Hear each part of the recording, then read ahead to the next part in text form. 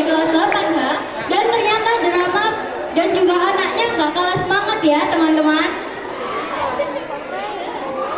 Oke, lanjut lagi teman-teman. Penampilan ketiga akan dilanjutkan oleh kelas 8H yang berjudul G30 SPKI. Kalau yang ini sih udah pengen tahu lah ya, berkisah tentang penculikan 7 jenderal. Baiklah, kalau begitu mari kita saksikan penampilan dari kelas 8A. Kepada kelas 8A kami persilakan untuk memasuki lapangan.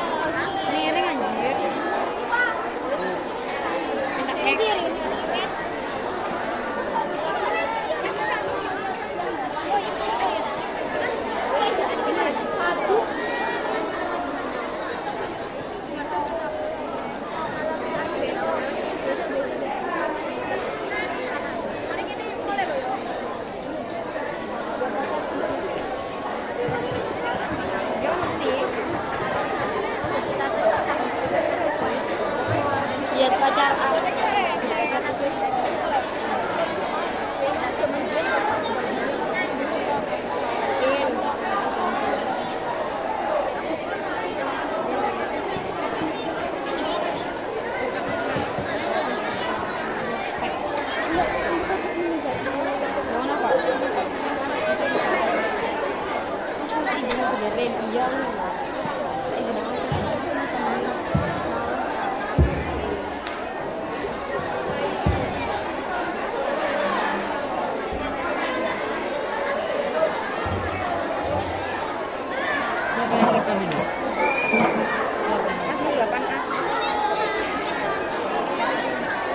coba duduk Bang, kita lihat.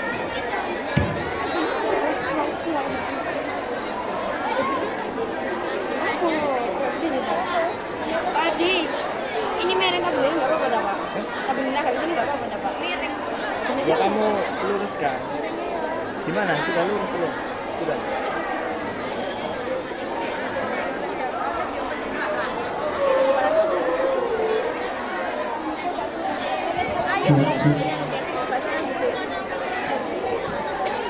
Nah, kita dari sini.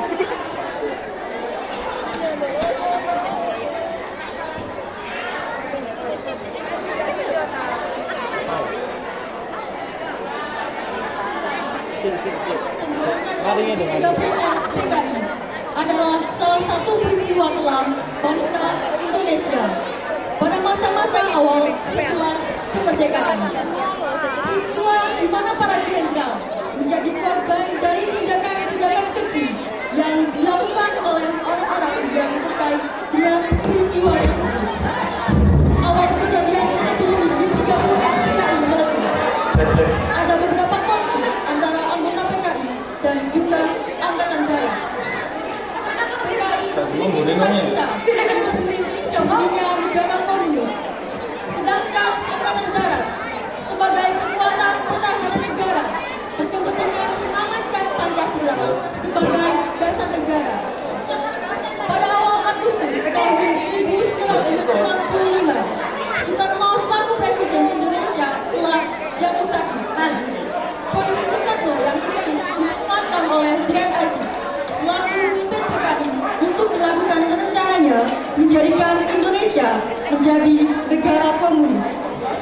Isu-isu mengenai Dewan Jenderal terus dihembuskan. Mereka mendesak Soekarno untuk membungkam lawan-lawan mereka. Pada tanggal 8 sampai 12 Agustus 1965, Syam dan Aidit melakukan pertemuan di kediaman Aidit.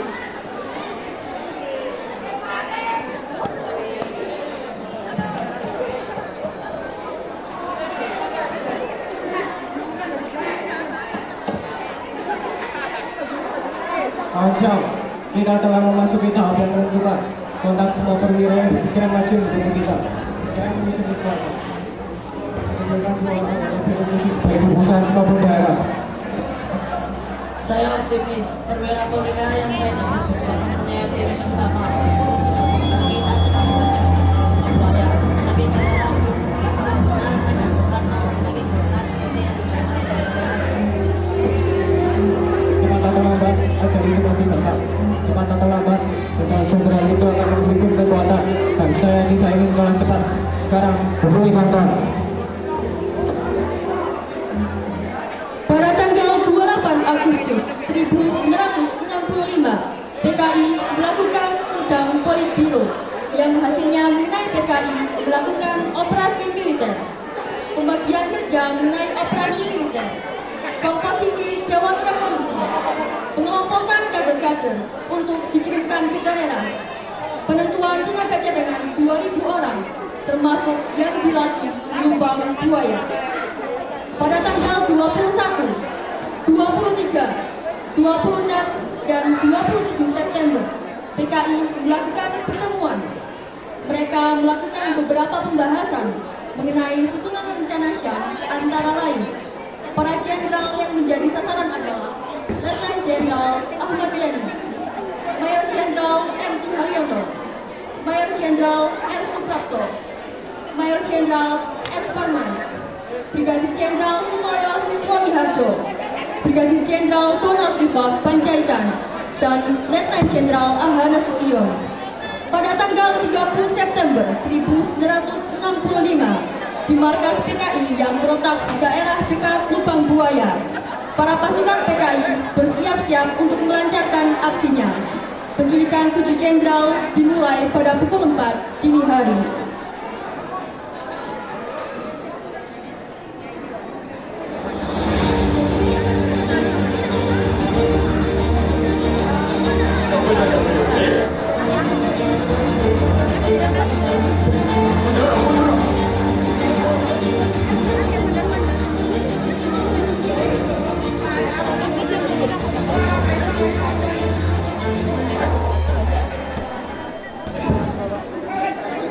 Pada tanggal 1 Oktober 1965 dini hari, pasukan penculikan 7 jenderal dilakukan secara serentak dengan membagi 7 pasukan yang dikerahkan ke kediaman ketujuh para jenderal. Mereka harus membawa para jenderal ke markas PKI di Lubang Buaya dalam keadaan hidup atau mati. Lalu berlanjut pada kediaman Aha Nasution. Pasukan Cakrabirawa sampai di depan rumah Aha Nasution. Salah satu anggota Cakrabirawa mengetuk pintu rumah, lalu mereka disambut oleh istri beliau. Istri beliau pun memberitahu bahwa ada pasukan Cakrabirawa yang datang. Merasa tidak kunjung keluar, pasukan Cakrabirawa menyebaki pintu kamar Aha Nasution. Sayangnya pada saat itu ada anak Aha Nasution yang digendong oleh Maria, yaitu Ade Irma. Ade Irma pun ikut tertembak, namun Aha Nasution berhasil lolos meskipun kakinya tertembak. Pierre Tendean bertemu dengan pasukan Cakrabirawa dan mengaku sebagai Aha Nasution.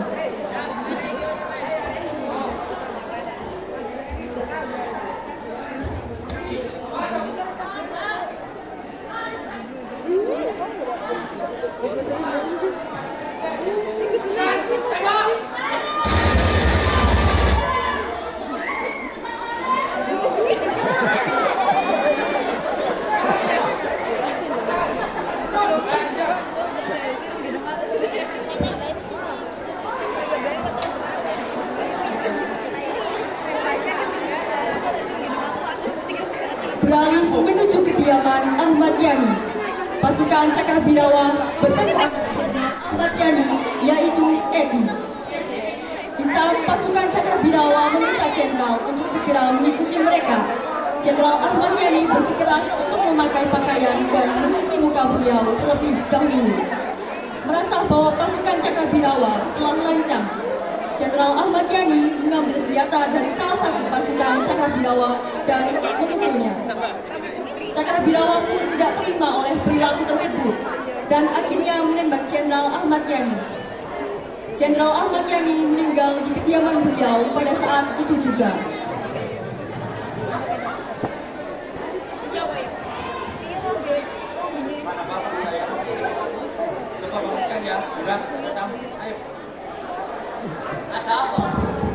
Bapak diminta menghadap ke Presiden sekarang juga. Ya Pak. Tidak usah mandi, Jenderal.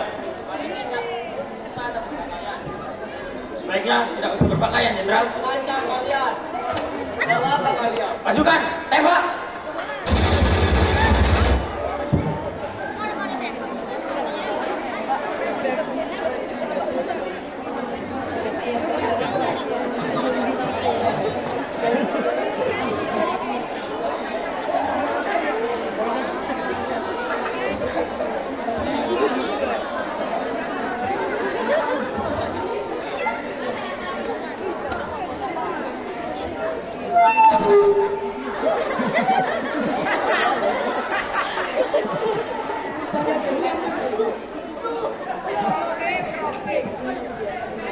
Pada kediaman Brigadir Jenderal Sutoyo, pasukan Cakrabirawa langsung bertemu dengan Brigadir Jenderal Sutoyo. Beliau pun bingung apa motivasi pasukan Cakra datang pada saat dini hari. Brigadir Jenderal Sutoyo meminta penjelasan, namun pasukan Cakrabirawa enggan menjelaskan apa motivasi mereka. Brigadir Jenderal Sutoyo pun langsung berjalan mengikuti perintah pasukan Cakrabirawa menuju mobil mereka.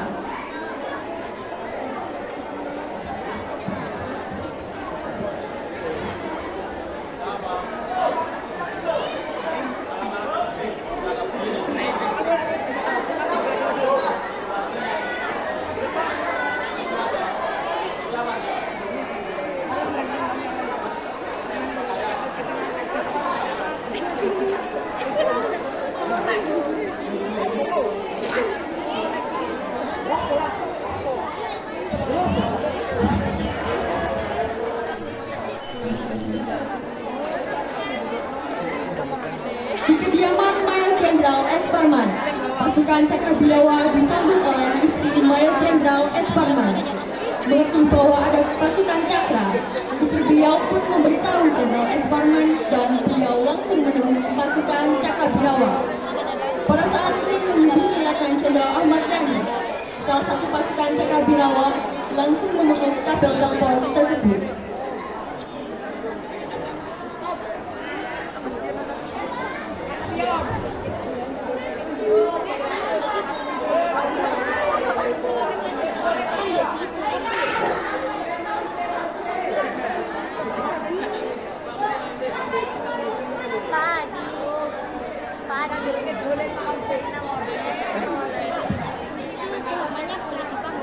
Boleh, boleh.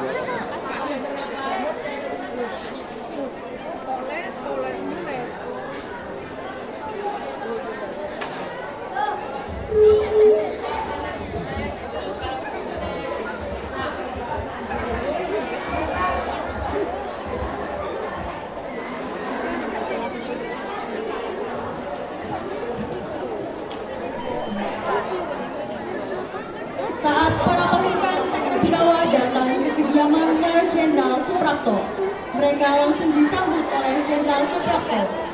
Awalnya, beliau tidak percaya bahwa Bapak Presiden telah memanggil beliau pada pagi hari seperti ini. Namun, Jenderal tetap menjalankan apa yang dikatakan oleh pasukan tersebut. Mayor Jenderal Suprapto dibawa ke markas PKI dalam kondisi hidup.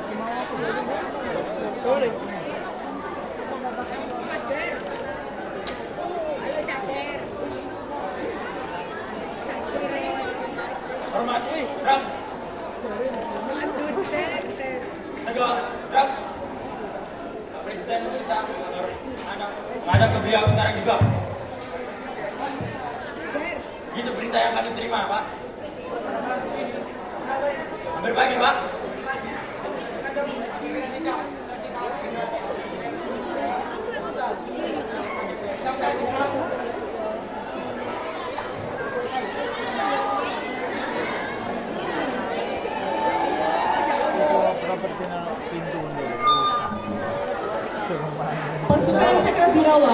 bertemu istri Mayor Jenderal MT Haryono saat ingin memasuki kediaman beliau. Pada saat istri beliau memberitahu Cakrabirawa untuk kembali pada pukul 4.08 pagi, Cakrabirawa bersikeras untuk membawa Mayor Jenderal MT Haryono. Pasukan Cakrabirawa yang merasa bahwa Mayor Jenderal Haryono tak kunjung keluar, mereka pun membaki pintu kamar Mayor Jenderal Haryono. Dengan segera, istri Mayor Jenderal Haryono tiarap, lalu Mayor Jenderal Haryono mematikan lampu kamar dan bersembunyi di samping lemari. Cakrabirawa membakar kertas untuk menjadi penerangan mereka dan berhasil masuk ke dalam kamar Mayor Jenderal Haryono. Mayor Jenderal Haryono pun merebut salah satu senjata Cakrabirawa dan mendorong mereka. Tak terima, Cakrabirawa pun menembaki Mayor Jenderal Haryono. Mayor Jenderal Haryono meninggal di kediaman beliau. Jenazah beliau pun dibawa ke mobil pasukan Cakrabirawa.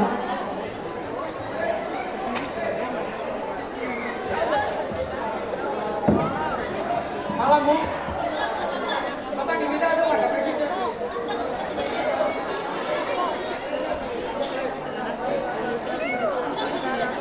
Kami harus membawa Bapak sekarang.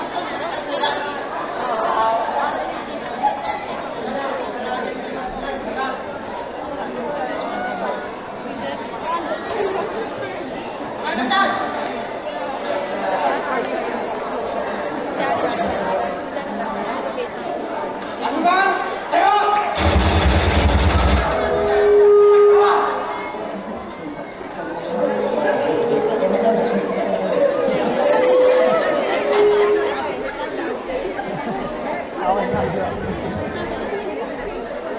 Di kediaman Brigadir Jenderal Donald Ifat Panjaitan, pasukan Cakrabirawa disambut oleh pembantu beliau. Awalnya, pembantu tersebut tidak ingin berbicara di mana Brigadir Jenderal Panjaitan. Namun karena merasa terancam, pembantu tersebut memberitahu pasukan Cakrabirawa bahwa Brigadir Jenderal Panjaitan berada di kamar atas. Anak beliau yang merasa ada yang tidak beres langsung merasa gelisah. Hingga pada saat Brigadir Jenderal Panjaitan turun ke bawah, anak beliau menyaksikan dari loteng bahwa ayahnya telah mati terbunuh karena ditembak oleh pasukan Cakrabirawa. Anak beliau yang menyaksikan hal tersebut langsung turun ke bawah dalam keadaan histeris. Setelah melihat darah ayahnya yang berceceran, pun menangkup darah ayahnya di tangan dia dan mengusapkannya pada wajah dia.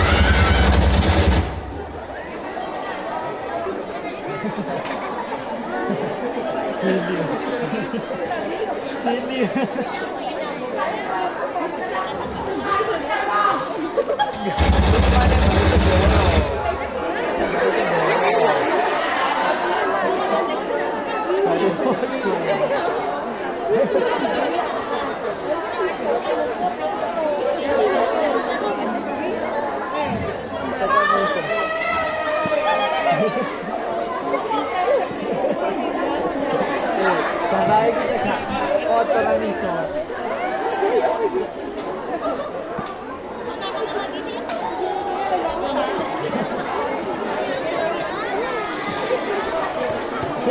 Para tawanan pun dibawa ke markas PKI, yaitu daerah Lubang Buaya.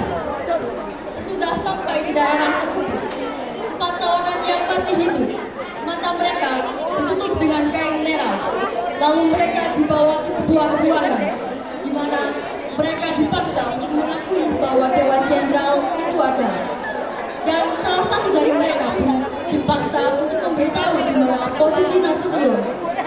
Namun mereka tidak melakukan perintah tersebut, hingga PKI menyiksa mereka habis-habisan. Dan pada akhirnya, mereka tewas karena disiksa habis-habisan. Kemudian, jasadnya dibuang sumur di Lubang Buaya, Jakarta. Para tawanan tersebut dikumpulkan menjadi satu. Kemudian, dari atas mereka ditembak. Para PKI menutup lubang tersebut dengan memberi beberapa pohon untuk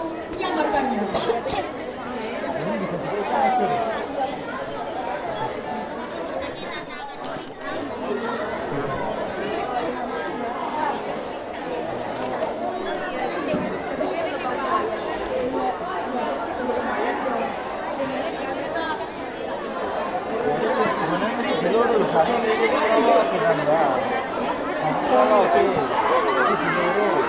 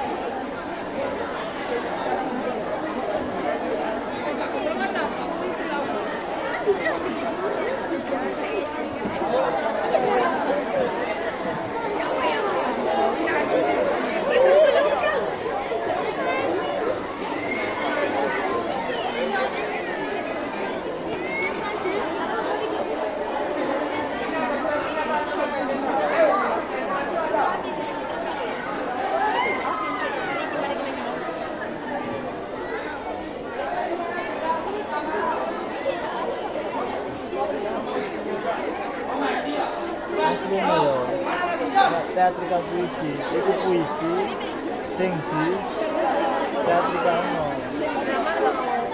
Iya di drama no. Cuma dialognya arek ono enggak sing puisi no. Dialognya arek ono dialog kabeh. Jalanmu? Oh, bener enggak jeneng.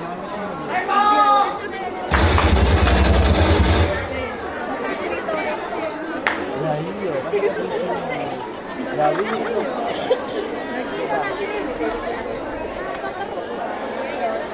ini juga jeneng ngene.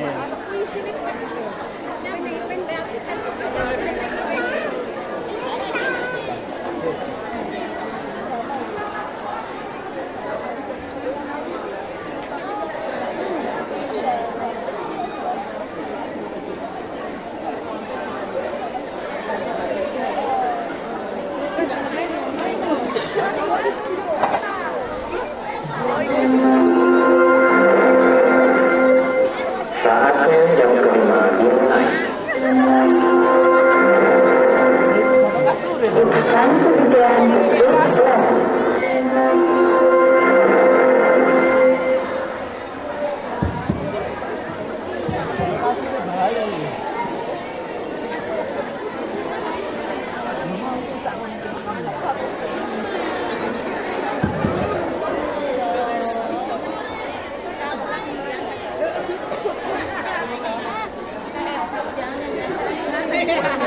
Panik.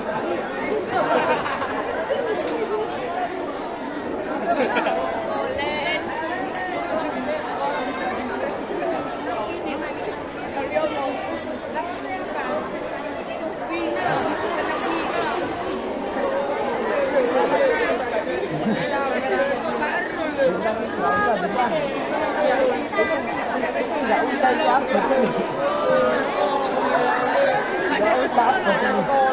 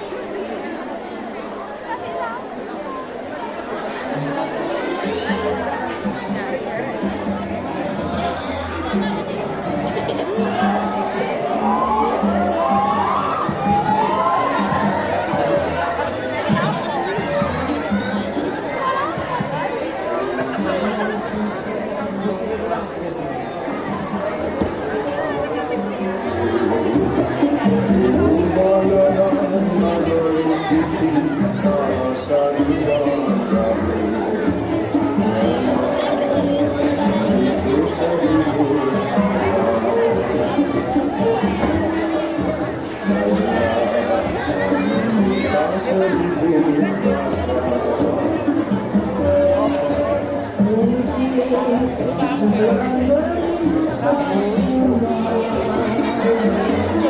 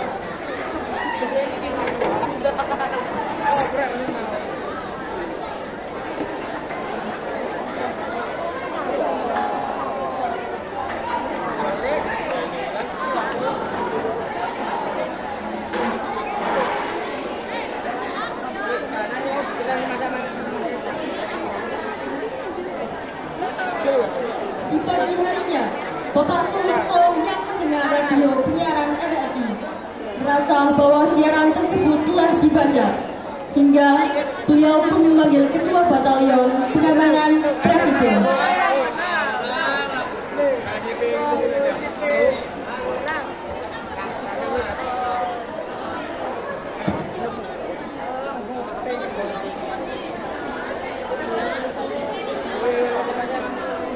Duduk. Apa tugas kalian? Kami diberitahu bahwa akan ada kudeta dari Dewan Jenderal. Itu semua tidak betul. Kamu harus tahu bahwa Presiden Soekarno saat ini berada di istana. Dan kamu juga harus tahu bahwa mereka ini masih didalangi PKI. Saya kenal betul mereka dan cara-cara mereka. Bahkan mereka merupakan pemberontakan. Jadi saya memutuskan untuk menghadapinya. Sampaikan ini pada seluruh anggota Satanu.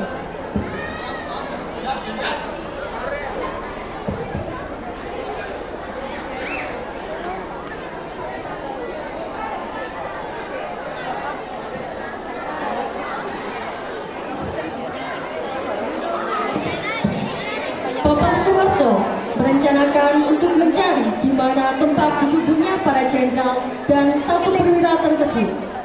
Setelah melaksanakan rapat, para TNI bergegas ke daerah Lubang Buaya dan mengambil jasad para jenderal dan satu perwira ini.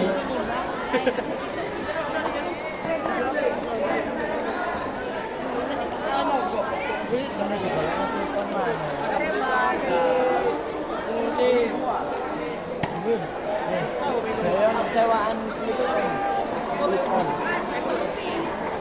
butuh telu maneh Mas. Gone itu dhewe. Nang situ ya. Jadi iso krungu ya.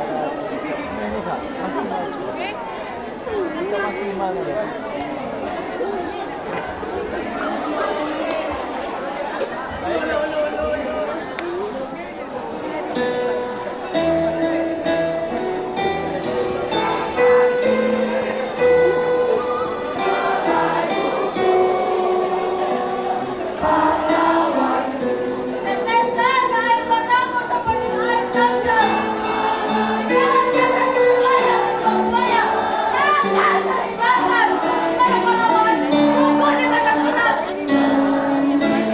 Jangan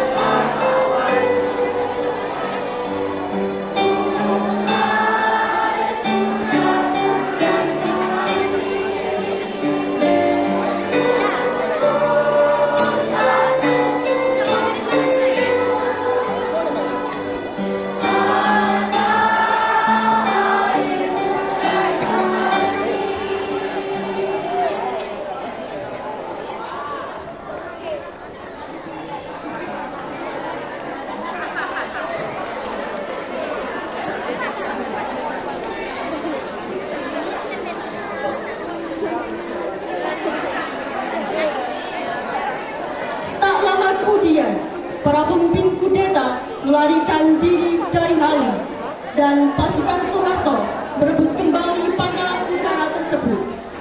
Beberapa waktu kemudian, pasukan di bawah kepemimpinan Soekarno menyerang sebuah markas G30S PKI. Sementara tentara yang berafiliasi dengan PKI melawan. Pimpinan partai lolos dan melarikan diri, berencana untuk melanjutkan perjuangan mereka di bawah tanah.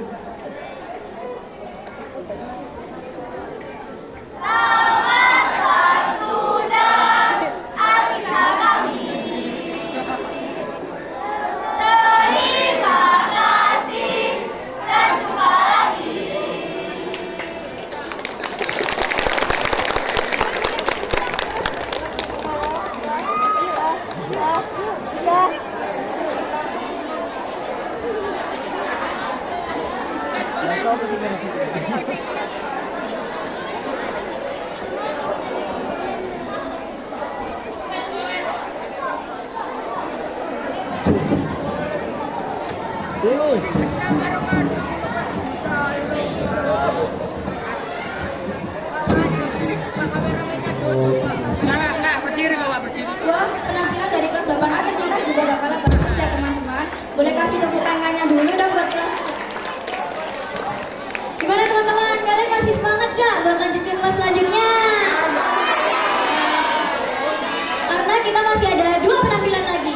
Langsung saja kita sambut penampilan keempat, yaitu dari kelas 8B dengan judul Kebangkitan Nasional Menuju Sumpah Pemuda.